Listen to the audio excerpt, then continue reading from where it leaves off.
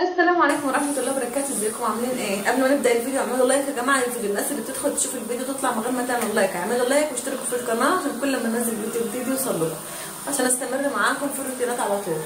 النهارده يا جماعه انا بعمل روتين عادي، بعمل اللبن عادي، جزء عايز سبانخ وجزء عايز محشي وجزء مش بيحب السبانخ وجزء مش بيحب المحشي، فهنضطر بقى ان احنا نعمل الاثنين عشان نظبط نفسنا كده وعشان ما نزعلش حد. زي ما شفتوني في اول فيديو انا ربحت الفرخه كده فوق وما جبتش التنظيف معاكم عشان ما اطولش عليكم. سريع كده حطيت الميه بقى على نار الفرخه اهي.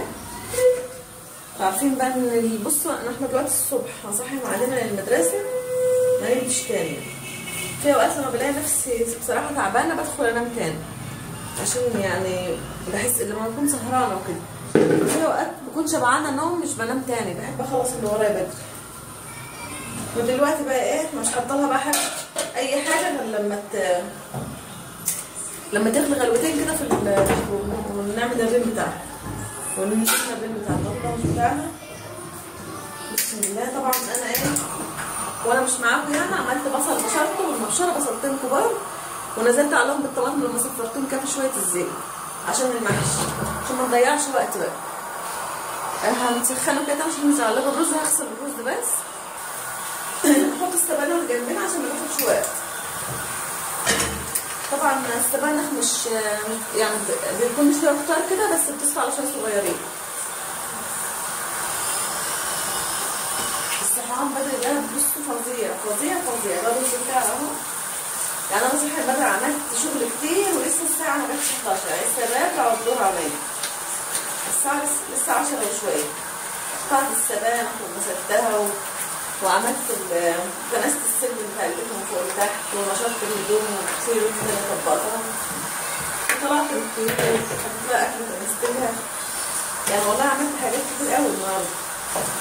ميزه الصحيان بدري كده انا لما بكون عايزه ورايا شغل كتير مش بنام تاني يعني حتى لو انا سهرانه، لان لو نمت هتصحي غرقانه وحاجه تخلصي اي حاجه وراك تحسي ان اليوم كله متقوم عليك.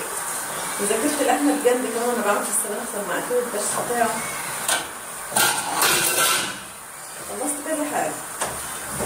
بقلب الرز كده في الخلطه بتاعت المحشي في الطماطم والبصل عشان بنشفه بس خالص من الميه.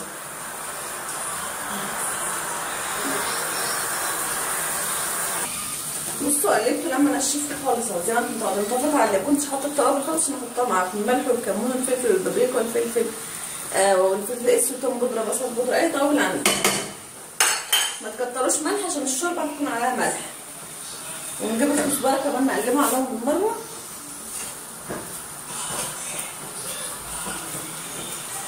بس شويه العروق دول نحطهم في تبيض الحل عشان كده اصلا بيقعدوا يطلعوهم كده من المحشي بحس ان هم ايه جامدين يعني. مش العروق اي حاجه في العروق انا عندي عيال بيعملوا كده، مش عارفه برضه عندكم بيعملوا كده ولا ايه؟ طماطم عروق اي حاجه في الاكل يفضلوا يطلعوها لي كده في يرموها يعني بيخلوني اكره ان انا اعمل كده.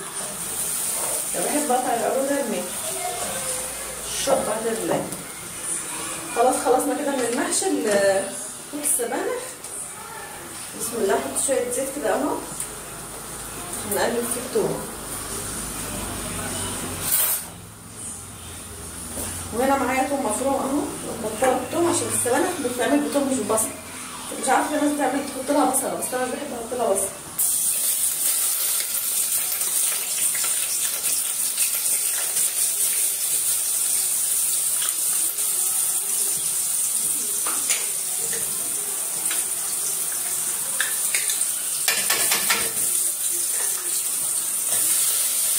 هنصفر بس التوم بتاعتنا وننزل على الصفحه بتاعتي تغلى بقى البصل كمان لسه مخلص من السبانخ.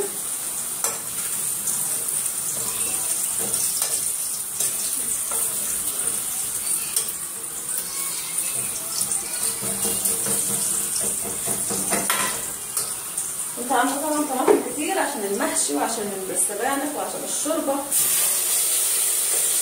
بقيت شويه بس للشوربه هنضربها كلها في وقت واحد. سبت شويه للشوربه واجيب بقى السبانخ بتاعتي. طبعا هي هتتسبك كلها مع بعضها. السبانخ بتشرب ميه، ما تحطوش اي ميه دلوقتي.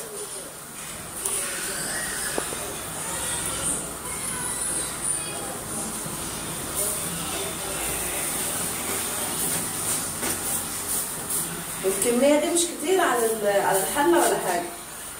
كده كده بصوا هتصفى على طبقين. الكميه الكبيره دي اللي انتوا شايفينها دي هتبصوا تلاقوا طبقين صغيرين كده في الاخر. جبت لها التوابل بتاعتها اهي، كمون وفلفل وبابريكا، مش هنحط حاجات كتير وما نكترش ملح عشان السبانخ اصلا بتشرب ملح. قصدي كلها ملاحه، تحسوا انها كلها ملح كده، فما تحطوش ملح كتير غير لما تستوي خالص وتشوفوها في الاخر.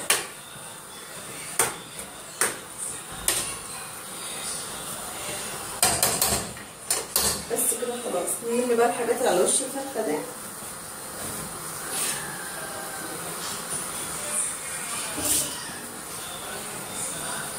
نحط لها البصل والطماطم والفلفل هي كمان، ونقعد بقى نحشي. نكون فاضيين للمحشي بس.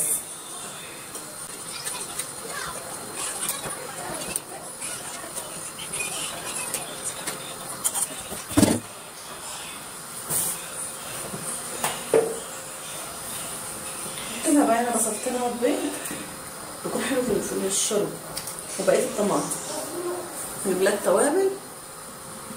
احط الفرخه بتاعتي بقى حبهان ورق لورا وملح وفلفل اسود كده بس. طبعا البصل زي ما قلت لكم والطماطم حطيناهم، ونغطي عليها بقى، نسيبها نغطي عليها عشان نشرب شوربه حلوه كده وناخد منها شوربه حلوه ونغطي عليها ونقعد نحشي بقى. يلا بقى عشان نحضر نحشي الكرنب بتاعي. بسم الله. انا معايا بصلايه اهي كده طبعا حلو.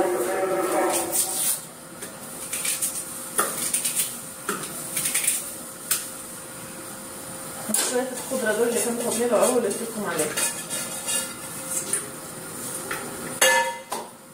وهنا مكان توم برضه اهو، مكان السبانخ.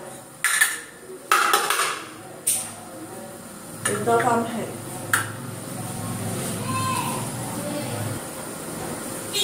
وطماطم اهي بنحطها كده بس. فلفل اخضر، ونحط عليهم بقى شويه كده من الزيت على الخضار بتاعنا اللي احنا حاطينها في ربة حله عشان ايه المحشي ما ينزلش مننا. الحاجات دي هتخلي ريحه المحشي بتاعك على النار. بصوا تحفه. الورق بتاعي اهو. طبعا محمد بيجيب لي الكرنب كده يوم السوق، بس انا ساعات بكون مش فاضيه يعني وكده، فمش هينفع يعني. احنا عندنا مش بنجيب الحاجه غير يوم السوق.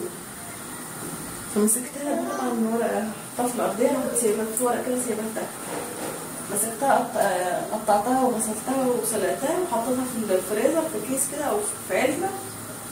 محتاجتها طلعتها تكون جميله. بصوا كانك لسه شارياها، وبتريحك كتير وانت بتحشي. يعني تحضري بقى المحشي وكل الكرنبه بتاعتك جاهزه.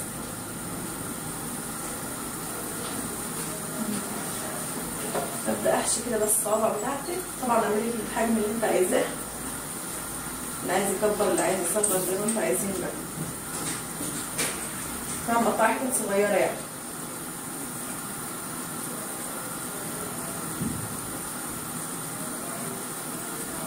بجيب الورق اللي احس ان هو متبهدل احطه تحت، هيستحمل النار تحت.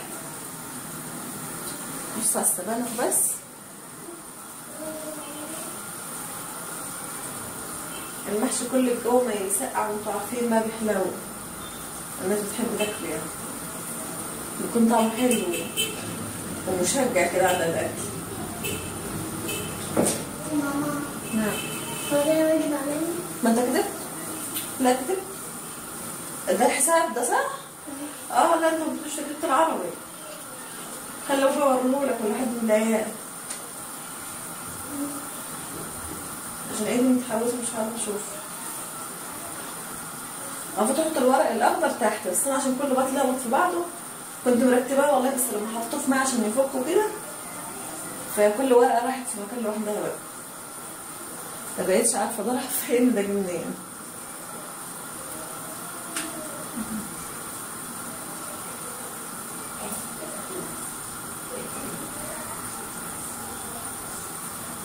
لفوها حلو كده عشان ايه ما تفكش منكم في الحلو.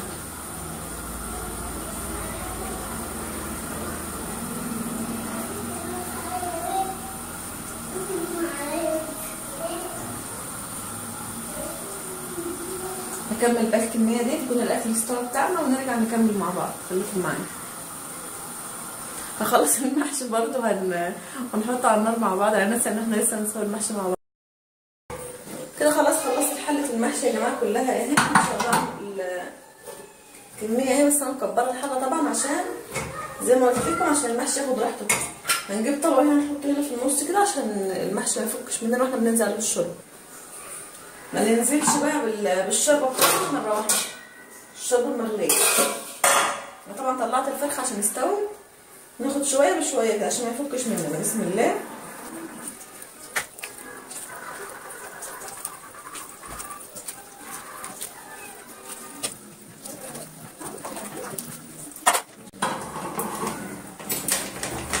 هزه كده بس عشان الشوربه تنزل لتحت. طبعا المحشي بتاعنا عليه الشوربه عليها ملح، والمحشي كان عليه شويه برضه على التقليب الصغيرين. السبانخ خلصت استلفت عليها اهي زي ما انتم شايفين، بس هو عملت شويه صغيرين زي ما قلت لكم، ما بتعملش كتير. لو ممكن وكذا ربط. والمحشي هنا برضه هنحط عليه هيغلي اهو. نغير الحله بس عشان ايه يغلي الجنب والجنب لا. نغيرها بحله كده. وانا هنحمر الفرخيه بتاعتنا بقى.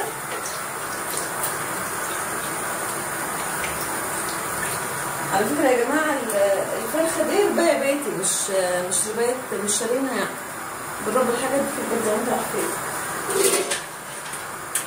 بس هما لسه ما كبروش يعني عشان كده صغيره.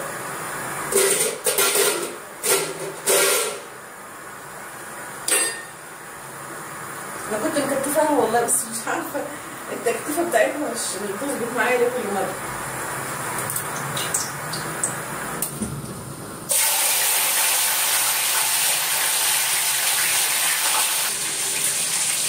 المحشي كده خلاص يا جماعه بيغلي اهو. هنوطي عليه بقى خالص يشوف براحته زي ما بنوطي على الرز العادي كده عشان يتلجم كده براحته. نجهز بقى مع بعض ونخلص احنا. وكده يا جماعه المحشي بتاعي استوى زي ما انتم شايفين ما شاء الله اهو. هنغرف بقى عشان عايزين نتغدى ما شاء الله شويه محشي. بس بصوا خساره ان النور والله العظيم شكله يفتح النفس. شايفين؟ يعني انا زعلانه ان النور قطع، تحسوا ان هو مستقصدني. دخلت انام شويه وراحت عليا نومه، فقلت لازم اعمل لكم الفيديو برضه. شايفين اهو ارضيه الحله عامله ازاي ما شاء الله. توطي الحاجه وتسيبها براحتها تاكل احلى حاجه. سيب الفرخه امام الفرن كده تحطها على وش المحشي. يلا يا رجاله. انا جبت عمرو من هناك. انت مصوري؟ جعانين. اسكت خالص انت اتكلمت. انا جعانين. ايه دي؟ فرخه ولا بط؟ فرخ بط. طيب انت عايز بص عايز بط ليل ونهار. انا عايز بط. البط ماله البط جميل. يا سلام يا سلام عليك. خد يا ماي. الله عليك. خدي. ايه دي؟ دي هتسيب. وكده يا جماعه زي ما انتم شايفين ده كان الروتين بتاع النهارده. السبانخ عشان محمد طبعا عايز سبانخ ورز عشان ما يتلككش، والمحشي اللي عايز محشي. بصوا على واقف عمال يسمع اهو. مشغل الكشافات عشان النور قاطع. والله انا بتلكك. عملت لهم اللي هم عايزينه. وتاني كنت هقول لكم الناس اللي بتدخل يا جماعه في الفيديوهات اعملوا لايك، اعملوا لايك الله يخليكم. يعني الفيديو اللي انا كنت ذبحها لكم في دكر البط المره اللي فاتت جايب 1300 مشاهده وعليه 40 لايك، ده ما يرضيش ربنا. واقول لكم بس السلام عليكم ورحمه الله وبركاته.